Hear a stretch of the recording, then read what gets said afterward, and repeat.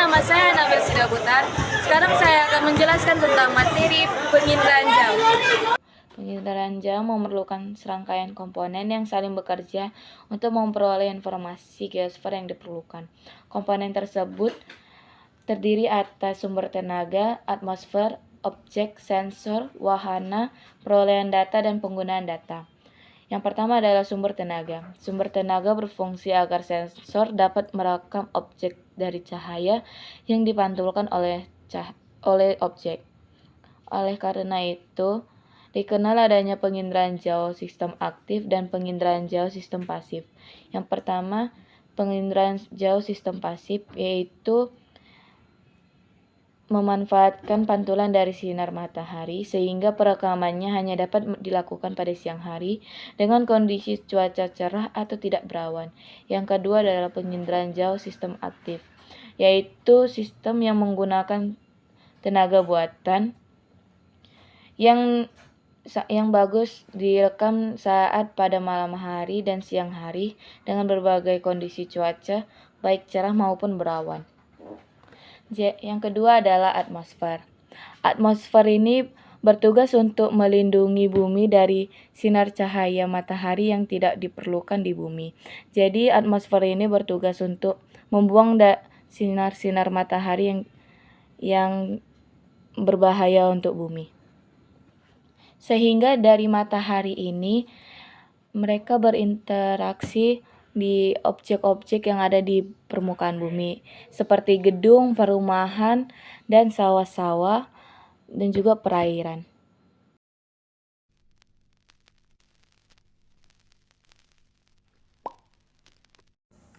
Ternyata objek memiliki 3 ciri-ciri, yaitu ciri pertama adalah ciri spektral, yaitu berdasarkan pada perbedaan panjang gelombang. Contohnya, pengenalan pertama objek berdasarkan kecerahan dan warnanya.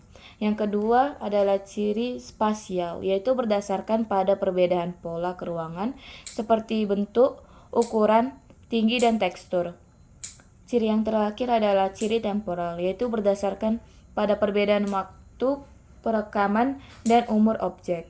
Umumnya digunakan untuk mengenali atau menganalisis vegetasi.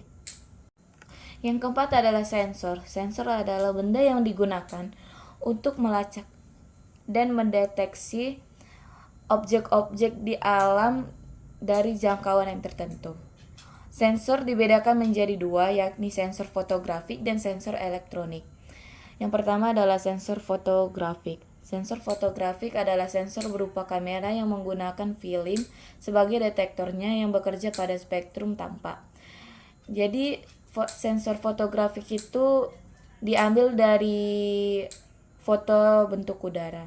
Yang kedua adalah sensor elektronik. Sensor elektronik menggunakan tenaga elektrik dalam bentuk sinyal elektrik yang beroperasi pada spektrum yang lebih luas. Yang kelima adalah wahana.